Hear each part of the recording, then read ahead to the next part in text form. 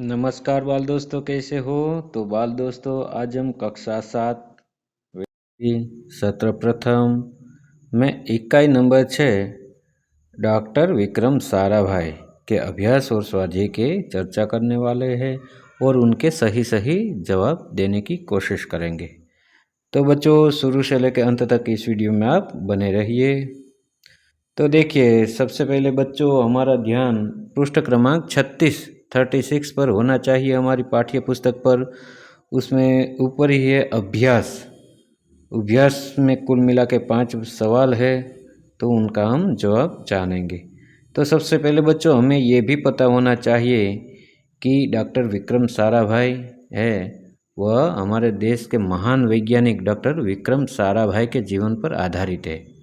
वह उनकी जीवनी है, यानी कि उनका पूरा का पूरा जीवन इसमें विस्तृत रूप से हमें बताया गया है। तो बच्चों, उनका साहित्यिक प्रकार है वो जीवनी है, वो भी हमें ध्यान रखना है। अब देखिए, पृष्ठ क्रमांक 36 पर ऊपर हमारा ध्यान होना चाहिए, अभ्यास है। उसमें पहला प्रश्न है, प्रश्न 1, निम्नलिखित प्रश्नों के मौखिक चर्चा कीजिए। क्या करना है बच्चों? हमें मौखिक चर्चा करनी है हमारे वर्ग में। प्रश्न 1, विक्रम साराभाई ने अपने नाम खुद क्यों चिट्ठियाँ लिखी होगी? उत्तर है उसका, विक्रम साराभाई के पिताजी के नाम ढेर सारी चिट्ठियाँ आती थी। वह देखकर बालक विक्रम के मन में भी इच्छा हुई कि उनके नाम भी ढेर सारी चिट्ठियाँ आए। इसलिए उन्होंने अपने आप को खत लिखे और डाकघर में जाकर डाल देते थे। बचपन से ही उन्हें सफलता प्राप्त करने की और उनका नाम कमाने की तमन्ना थी। प्रश्न नंबर 2, विक्रम साराभाई साइकिल पर विभिन्न कलाबाजियाँ करते थे। इस तरह आपको क्या करना पसंद है? तो बच्चों, जिस प्रकार से विक्रम साराभाई बचपन में थे तो वो साइकिल पे बहुत सारी कलाबाजियाँ करते थे। तो बच्चों, आपको बोला है कि आपको क्या करना पसंद है, वो आप यहाँ अपनी पसंद लिख सकते हैं। मैंने यहाँ लिखा है, मुझे पानी में तैरना अच्छा लगता है। पानी में अलग अलग तरीके से तैरता हूँ। मेरे दोस्तों को यह बहुत पसंद है। दूसरा प्रश्न है, इस पाठ को ध्यानपूर्वक पढ़ते हुए विक्रम साराभाई के बचपन की घटना अपने शब्दों में लिखिए। इस पाठ में जो विस्तार से डॉक्टर विक्रम साराभाई के जीवन का बचपन का प्रसंग एक दिया हुआ है, वो वहीं बच्चों हमें लिख देना है। उत्तर है, विक्रम साराभाई जब छोटे थे तब वह शिमला में रहते थे। वहाँ पर अपने पिताजी के नाम ढेर सारी चिट्ठियाँ आती थी। यह देखकर उन्हें लगता था कि मेरे नाम पर भी बहुत सारी चिट्ठियाँ आए। वे खुद लिफाफे पर अपना नाम लिखते थे और अपने घर के पते पर भेज देते, और जब खत आता था उससे उनको बहुत आनंद आता था। बचपन से ही उनको अपना नाम कमाने की तमन्ना थी। प्रश्न नंबर 3, निम्नलिखित शब्दों के अर्थ शिक्षक छात्र से पूछेंगे और छात्र शब्दकोश से ढूंढकर उत्तर देने के लिए अपना हाथ खड़ा करेंगे। तो बच्चों, क्या कहा, ये हमें प्रवृत्ति वर्ग में करने हैं। हमारे कोई भी शिक्षक है वो आपको शब्दकोश में से कोई भी जो पूछेंगे कोई भी सवाल, और उनका क्या करना है कि हाथ हमें खड़ा करना है और उनके उत्तर हमें देना है।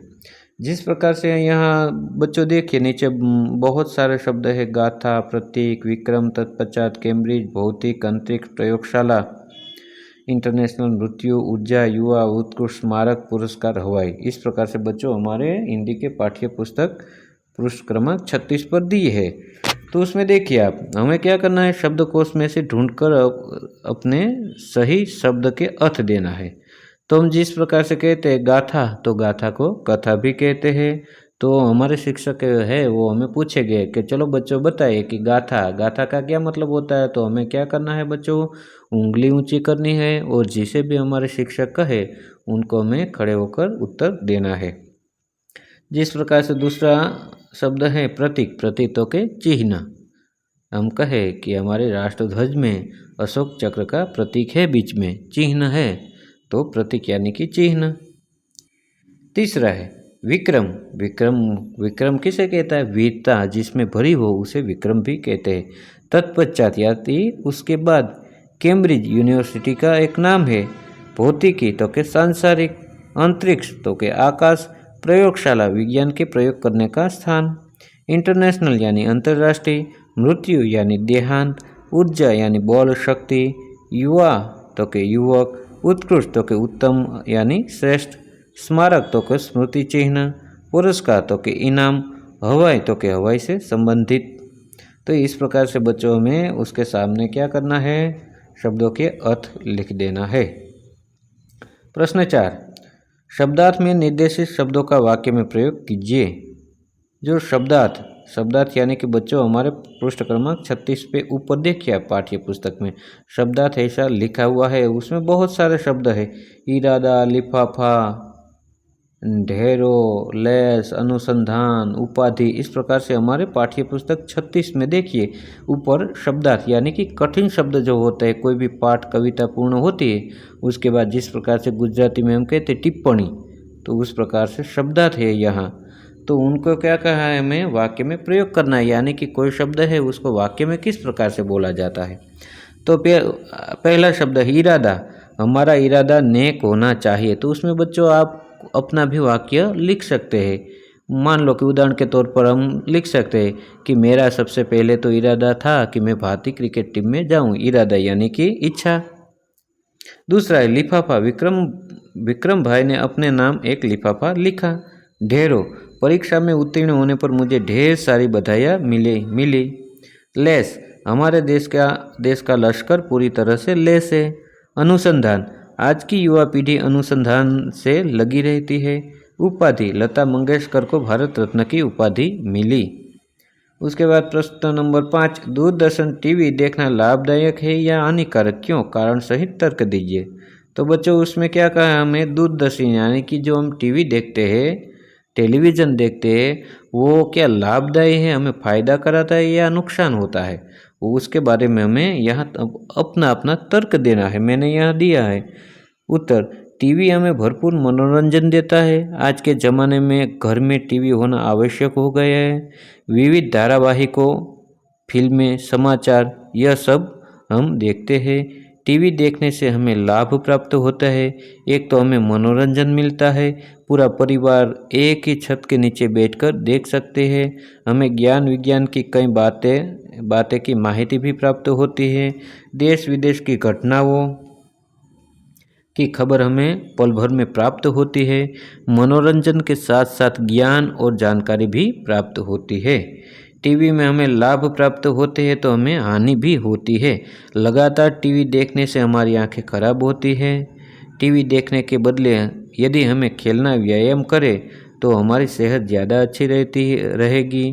टीवी पर आने वाली अश्लील फिल्में और धारावाहिक हम सब परिवार के साथ देख नहीं सकते, हमारे समय की बर्बादी होती है। तो इस प्रकार से बच्चों कई सारे लाभ भी हैं और हानि भी इससे होती है। तो हमें यहाँ क्या बोला है, हानि और लाभ दोनों हमें लिखना है। तो मैंने यहाँ लिख दिया। उसके बाद बच्चों हमारा ध्यान पृष्ठ क्रमांक 36 पर है, स्वाध्याय। देखिए आप, तो उसमें स्वाध्याय में प्रश्न नंबर 1 है, कोष्टक में दिए शब्दों को उदाहरण के अनुसार बल्ले पर इस तरह रखो जिससे अर्थपूर्ण बने।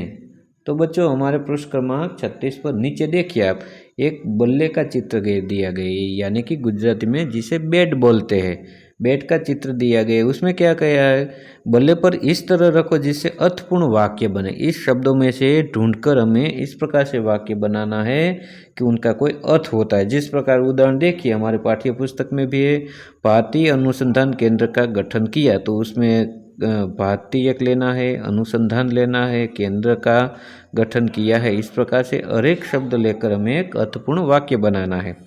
तो नीचे देखिए हमने बनाए है, वो कलाबाजियाँ किया करते, बालक बड़ा होकर यशस्वी बनेगा, अहमदाबाद में लोक विज्ञान केंद्र के विकास पर योगदान दिया।